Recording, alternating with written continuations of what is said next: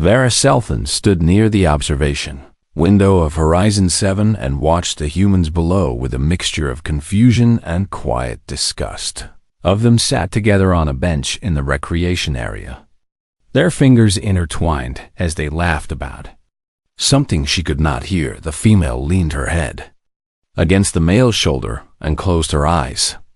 With a small smile on her face, Vera did not understand what purpose this served among her people, the Kovani.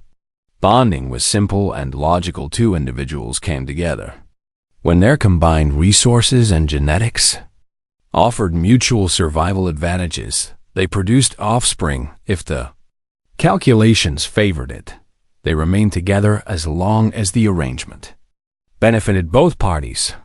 There was no touching for comfort, no laughter for joy, no leaning on shoulders for reasons that served nothing practical. Vera had been stationed on this joint human-Kovani research facility for 3 months now, and every day she witnessed behavior that made no sense to her analytical mind. Humans wasted so much energy on things that had no survival value. They celebrated birthdays, which merely marked the passage of time.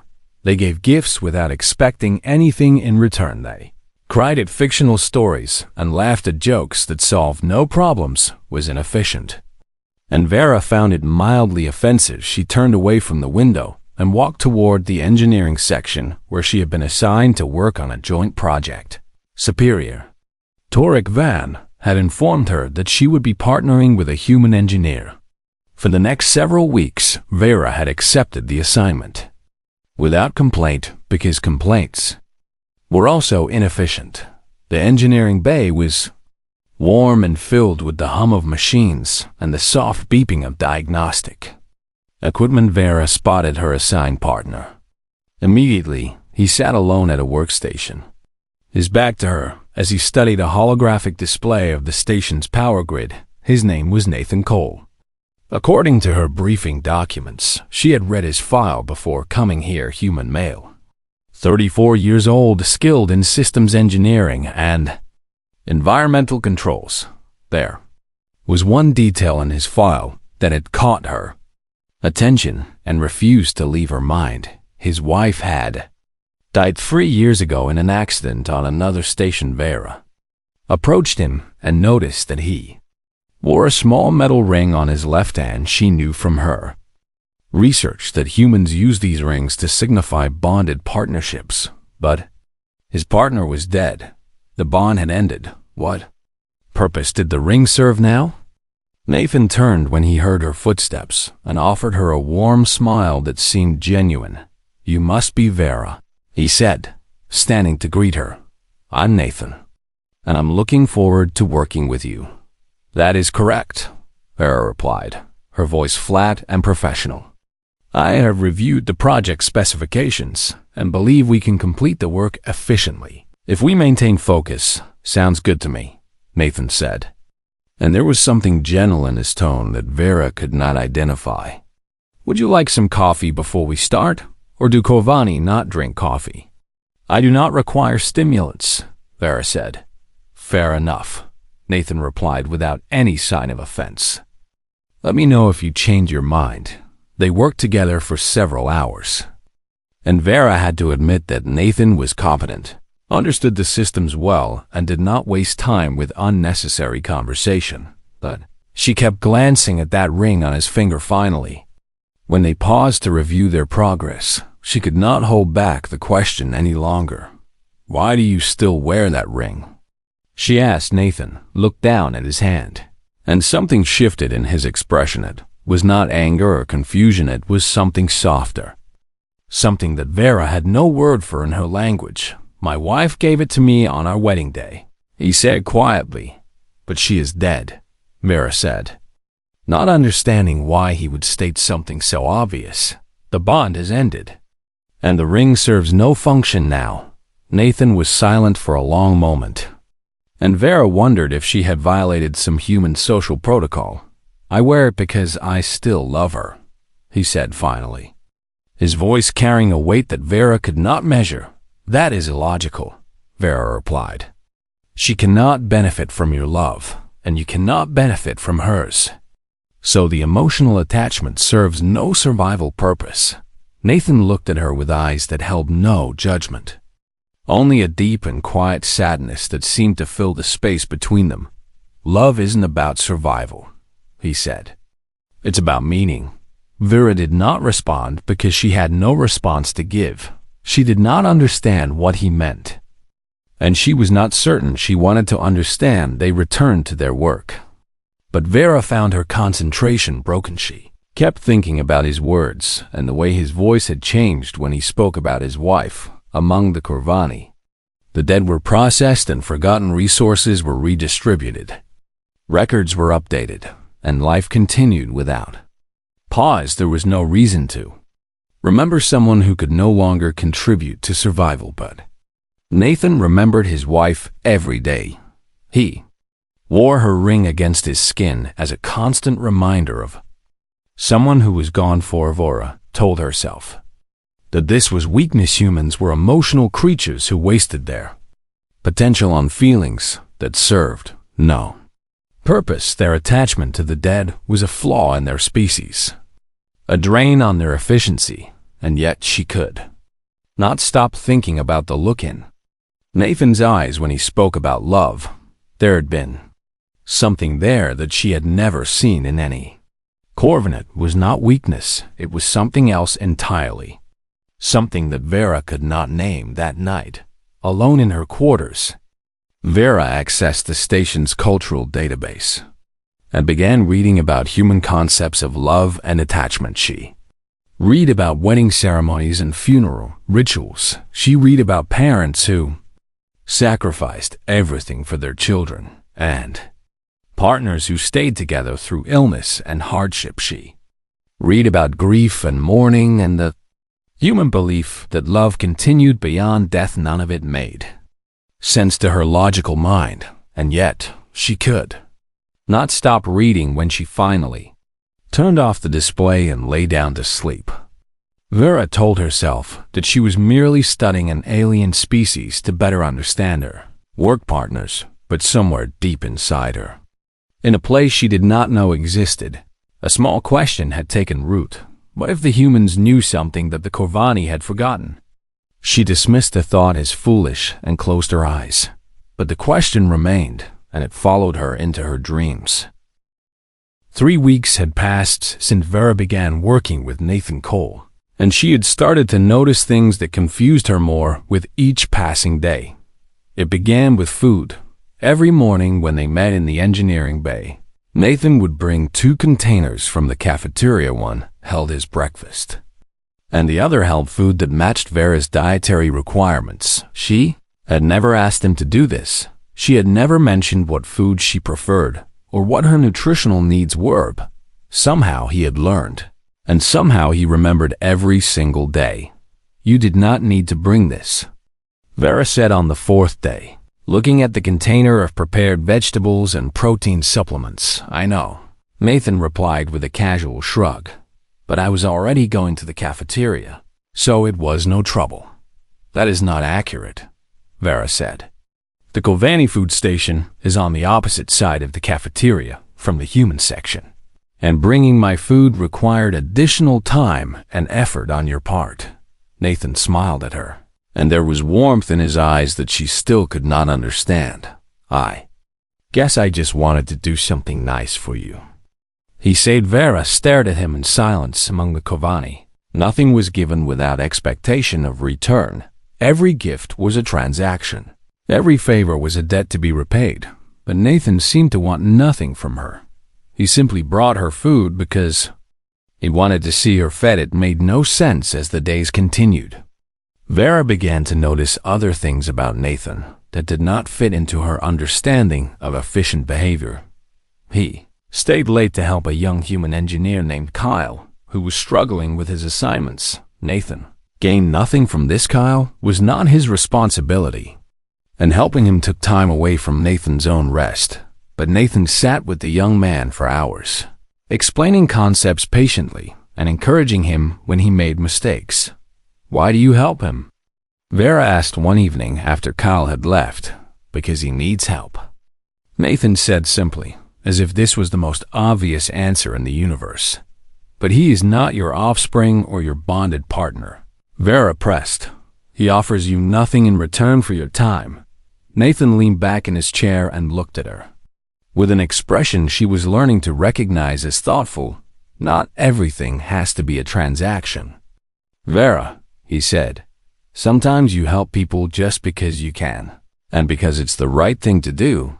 Vera wanted to argue that this was inefficient and illogical, but the words would not come. She watched Nathan return to his work, and she felt something strange stirring inside her chest. 1 week later, there was an accident in the maintenance corridor. A power conduit overloaded, and Vera was caught in the blast of sparks and debris. The injury was minor, just a cut on her arm and some bruising on her side.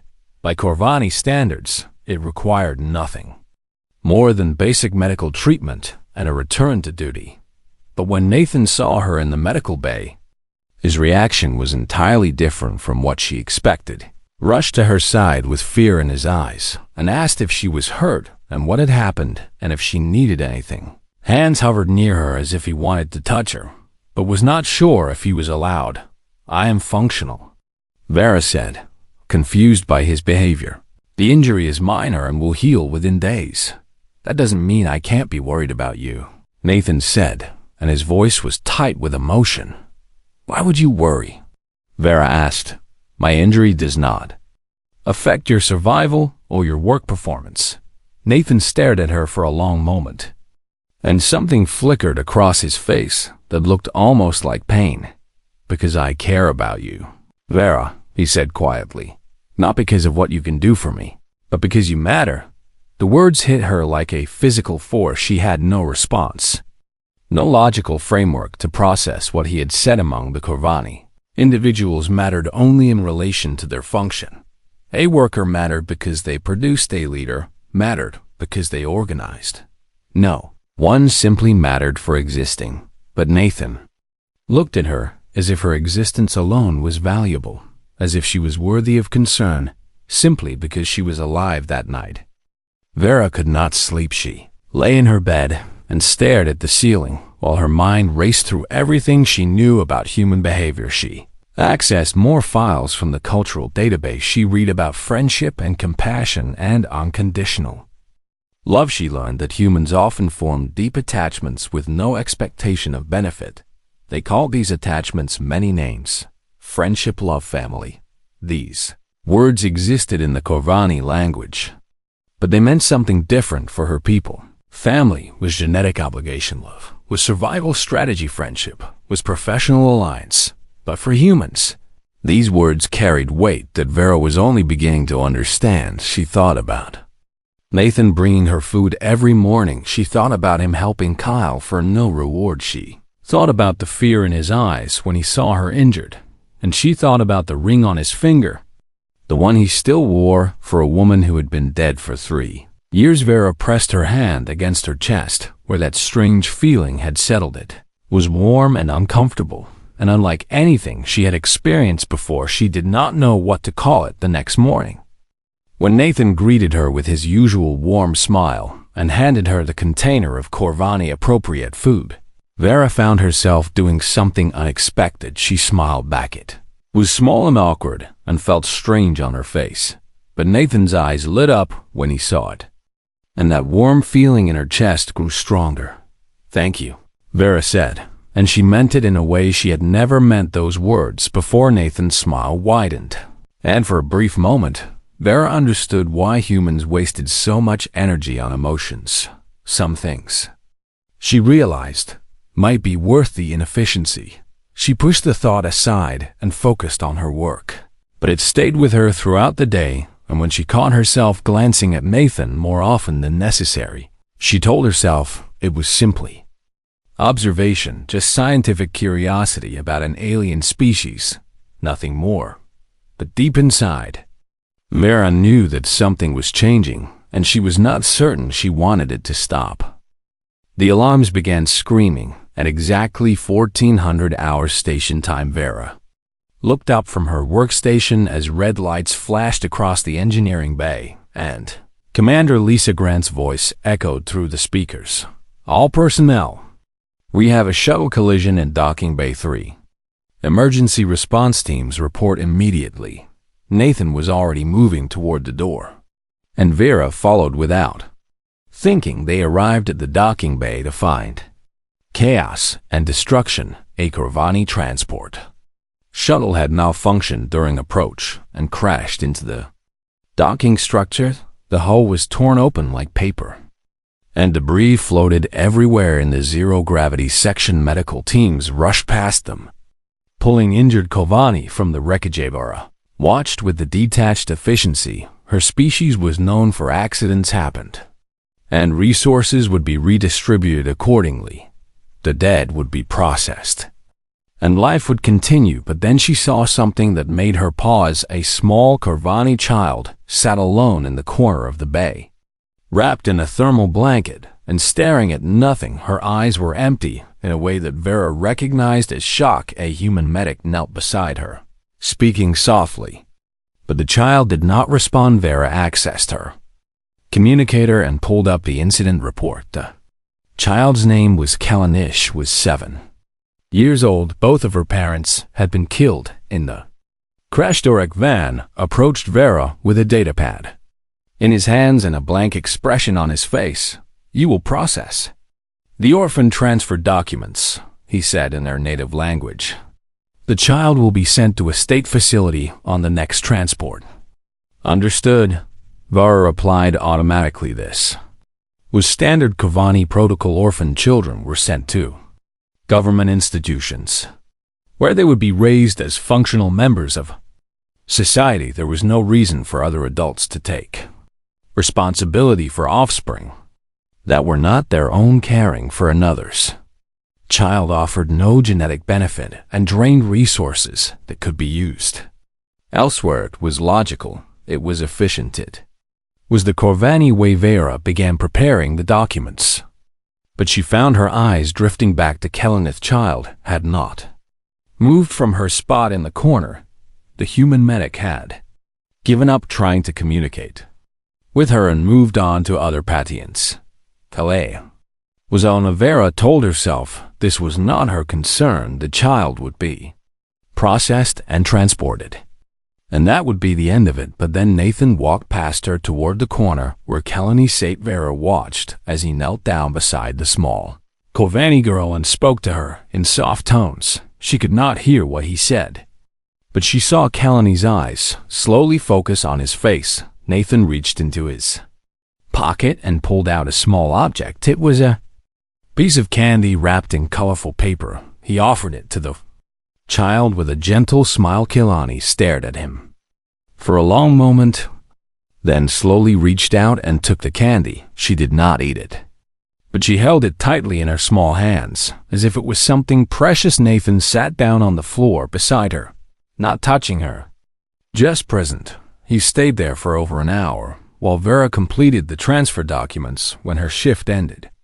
Vera walked toward the temporary housing section where Kalani had been placed. She told herself she was simply verifying the child's location for her paperwork. But when she arrived, she found Nathan sitting outside Kalani's door. Had brought a blanket and some children's books from the station's database. What are you doing here? Vera asked. Keeping her company, Nathan said, looking up at her with tired eyes. She shouldn't be alone right now. She will be transported to a facility in 2 days, Vera said. Your presence serves no purpose. Nathan's expression shifted into something harder than she had ever seen from him. A 7-year-old girl just watched her parents die, he said, and there was an edge to his voice that made Vera take a step back. She's scared and confused, and she doesn't understand what happened. And you're telling me that comforting her serves no purpose? She is not your child, Vera said, but the words felt hollow in her mouth. She is not your responsibility. Nathan stood up and faced her directly. She's a child, he said. That makes her everyone's responsibility. Vera did not understand among her people. Responsibility was clearly defined and never extended beyond genetic or contractual. obligations, but Nathan looked at Kalani the way she imagined a parent might look at their own offspring. He looked at her as if she mattered. Over the next 2 days, Nathan spent every free moment with Kalani, brought her food, and sat with her while she ate.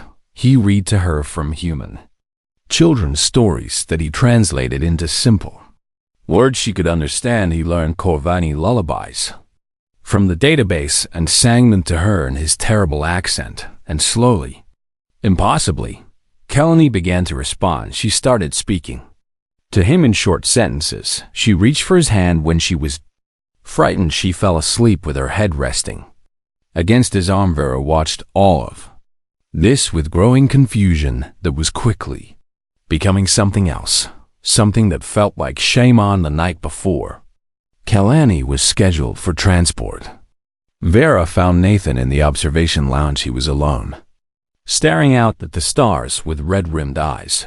"You are distressed," Vera said, stating the obvious. "She's just a little girl," Nathan said without looking at her. "She needs a family, not an institution. Corvani facilities provide adequate care and education," Vera said. But even she could hear how weak her argument sounded. "Care isn't enough," Nathan said, finally turning to face her. "Children need love, Vera.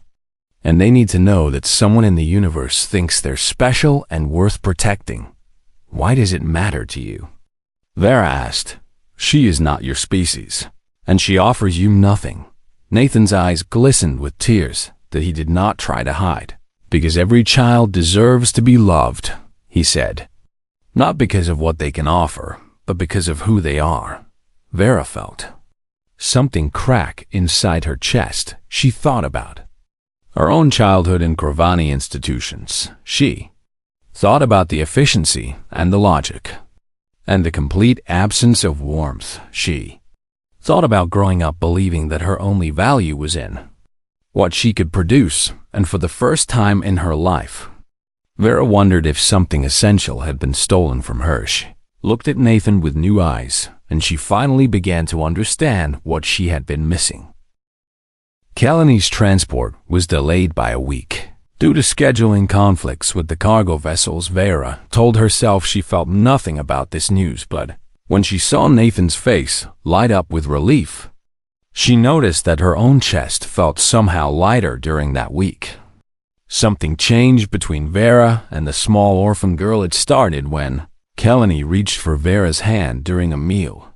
The child's fingers were small and warm, and they wrapped around Vera's with a trust that made no logical sense. Vera had done nothing to earn this trust. She had simply been present, but Kalani held on to her as if Vera was something safe in a universe that had suddenly become terrifying. Vera did not pull away. She found herself spending more time with Nathan, and Kalani told herself it was because their project required communication and collaboration. But she knew, somewhere beneath her logical defenses, that she simply wanted to be near them. On the 5th day of the delay, Vera noticed that Nathan was not at their workstation. She checked the duty roster and found that he had taken personal time. This was unusual because Nathan rarely took time away from work. Vera felt something uncomfortable twist in her stomach. She asked the station computer to locate him and found that he was on the observation deck on level 7. She went to find him without understanding why the observation deck was empty. Except for Nathan, he sat on the floor beneath the great window, his knees pulled up to his chest and his face turned toward the stars, even from across the room. Vera could see that he had been crying. His eyes were red and his cheeks were wet with tears. He had not bothered to wipe away. Vera approached slowly, uncertain of what to do among the Corvani. Emotional displays were private matters that others were expected to ignore, but something told her that leaving Nathan alone right now would be wrong. "May I sit with you?" she asked quietly. Nathan looked up at her with surprise in his eyes. Then he nodded and shifted slightly to make room beside him. Vera lowered herself to the floor and sat in silence. She did not know what to say, so she said nothing for a long time. The only sound was Nathan's uneven breathing as he tried to control his emotions. Finally, he spoke. "It would have been our anniversary today," he said, his voice rough and broken. 8 years. Vera did not respond, but she shifted slightly closer to him. "Her name was Grace," Nathan continued, and his voice caught on the name as if it hurt to speak it. "She was a botanist, and she was trying to grow flowers on a station just like this one. What happened to her?" Vera asked, keeping her voice soft. "Reactor breach," Nathan said. "She was in the wrong section at the wrong time, and by the time the emergency teams got there, she was already gone." Vera felt that cracking sensation in her chest again. "I am sorry," she said, and she was surprised to find that she meant it. Nathan turned to look at her, and his eyes held a depth of pain that Vera had never seen in any Corvani. "The worst part isn't that she's gone," he said. "The worst part is that the universe keeps moving without her. And sometimes I forget the sound of her laugh, or the way she smiled when she was proud of something. Is that why you still wear the ring?" Vera asked. Nathan looked down at the metal band on his finger. "I wear it so I never forget," he said, "because as long as I remember her, some part of her is still alive." Vera processed this information through her Corvani logic by all rational measures. Nathan's wife was dead and no longer existed. Remembering her served no practical purpose and would not bring her back. But watching Nathan's face as he spoke about Grace, Vera began to understand something new. Love for humans was not about survival, it was about connection that transcended death itself.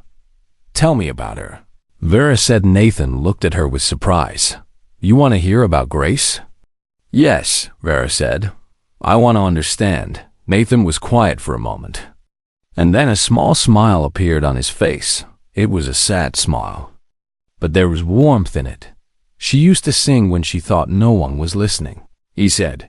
"Terrible songs that she made up herself, about the plants she was growing or the stars she could see from her window." "That seems inefficient," Vera said. But there was no judgment in her voice. Nathan laughed softly.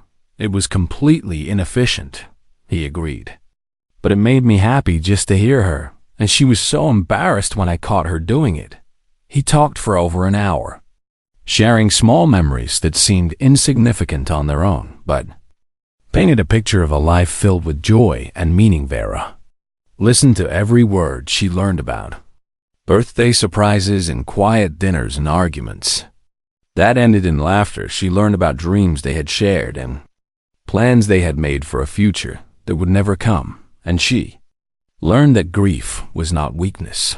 Grief was the price of loving someone so deeply that their absence left a wound that would never fully heal. "How do you survive it?" Vera asked when Nathan finally fell silent. "How do you continue when the pain is so great?" Nathan thought about the question for a long moment. "Because love doesn't end when someone dies," he said finally. "The connection remains, and the memories become something precious that you carry with you always." He looked at Vera with eyes that still held tears, but also held something else, something that looked like hope. "And sometimes," he said, "you find new connections that help you carry the weight." Vera felt warmth spread through her chest. She realized that she wanted Nathan to be happy, not because his happiness benefited her, but simply because he deserved it. This was new, this was terrifying.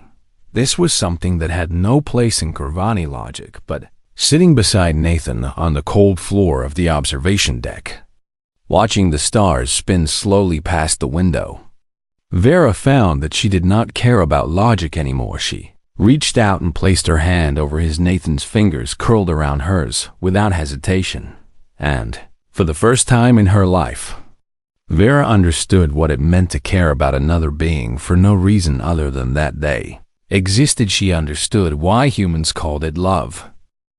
The emergency alarm shattered the quiet of the night.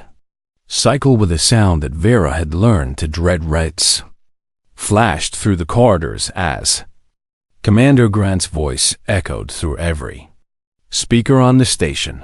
Critical failure in Section 12. All personnel evacuate to designated safe zones immediately. This is not a drill. Vera was already running before the announcement finished. Section 12 was where the temporary housing units were located. Section 12 was where Kelani was sleeping. She found Nathan in the corridor, his face pale with fear as he pushed against the crowd of evacuating personnel. They did not need to speak. They both knew where they were going. The closer they got to Section 12, the more obvious the danger became. Smoke filled the air and sparks flew from damaged panels. Along the walls, the station's automated systems had sealed the section to prevent the failure from spreading. But that meant anyone still inside was trapped. Vera's Corvani training screamed at her to turn back. The logical choice was clear: two adults should not risk their lives. For one child, the probability of successful rescue was low. The cost of failure was too high, but when she looked at Nathan's face, she saw no calculation. She saw only desperate determination to save a little girl who had already lost everything. The maintenance shaft, Nathan said, pointing to a panel in the wall. It runs parallel to the housing section, and if the structural damage hasn't reached it, we might be able to get through. That path was not designed for this purpose, Vera said. There is no guarantee of safety. I know, Nathan said, already pulling the panel open. Are you coming with me or not? Every Corvani instinct told Vera to let him go alone. Her survival was not worth risking for a child that was not her responsibility. But when she looked into Nathan's eyes, she understood something that changed. Everything. She could not let him go alone, not because her survival depended on him, but because his survival had become more important to her than her own. I am coming with you, she said. They crawled through the maintenance shaft together, moving as fast as they could through the cramped space. The metal walls shook with distant explosions, and the air grew thick with heat. Vera felt fear. Real fear, for the first time in her memory, but she kept moving. They emerged into the housing section to find chaos and destruction. The power was out, and only emergency lighting provided dim red illumination. Debris blocked most of the corridor. But Nathan was already climbing over it, calling Kelani's name. Vera followed, ignoring the pain as sharp metal cut into her hands and knees. They found Kelani's room at the end of the corridor. The door had buckled from the pressure of the explosion, but it had held. Nathan forced it open with strength that seemed impossible for his human frame. Kelani was huddled in the corner of the room, her eyes wide with terror and her small body shaking when she saw Nathan and Vera. She let out a cry and ran toward them. Nathan scooped her up in his arms and held her tight against his chest. I've got you, he said, his voice breaking with relief. I've got you, little one. The station shook again, and a warning alarm began to sound. Hull breach imminent in Section 12, the computer announced. All personnel must evacuate immediately. They ran. Vera led the way back through the maintenance shaft, with Nathan close behind, carrying Kelani in his arms. The metal walls groaned and buckled around them as the station's structure began to fail. Vera felt the cold certainty that they would not make it, but she kept moving, because Nathan was behind her and Kelani was counting on them. They emerged from the shaft just as the section behind them began to decompress. The emergency doors slammed shut, sealing off the damaged area. They had made it. Vera collapsed against the wall, her lungs burning and her body trembling with exhaustion. Nathan sat down beside her, still holding Kelani, who had wrapped her arms around his neck and buried her face against his shoulder for a long moment. No one spoke then. Kelani lifted her head and looked at Vera with eyes that held something Vera had never expected to see directed at her. Trust, love. You came for me, Kelani whispered in her small voice. Vera felt tears forming in her eyes for the first time in her adult life. Of course I did, she said, and her voice cracked on the words. 3 days later, Vera stood before Tarek Van with a request that made him stare at her as if she had lost her mind. "You wish to become the child's guardian?" he repeated, his voice flat with disbelief. "That is correct," Vera said. "This serves no logical purpose," Tarek said. "You share no genetic connection with the child, and caring for her will drain your resources and limit your professional advancement." "I understand," Vera said. "Then why would you make such an illogical choice?" Vera thought about everything. She had learned from Nathan she thought about small acts of kindness and love that transcended death. She thought about a little girl who needed someone to tell her she was worthy of protection. "Because humans have taught me something that our people have forgotten," Vera said, meeting Torek's eyes without flinching. "Love is not weakness, and it is not inefficiency.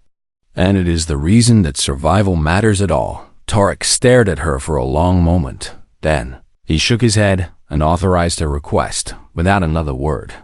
That evening, Vera found Nathan on the observation deck with Kalani asleep in his lap. She sat down beside them and looked out at the stars that stretched endlessly into the darkness.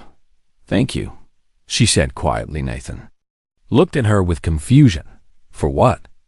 "For showing me what I was missing," Vera said. "For teaching me that life is about more than survival." Nathan smiled at her, and the warmth in his eyes made her chest feel full in a way she could not describe. "You figured that out yourself," he said.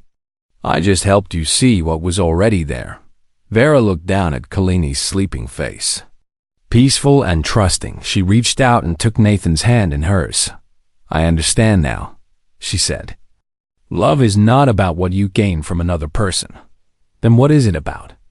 Nathan asked, though soft-like. Vera looked at him, at this human who had changed everything she believed about the universe. "Love is about having someone worth surviving for," she said. Nathan squeezed her hand, and they sat together in comfortable silence outside the window. The stars continued their eternal dance, and Vera finally understood that she was exactly where she was meant to be, not because it was logical, but because it was love.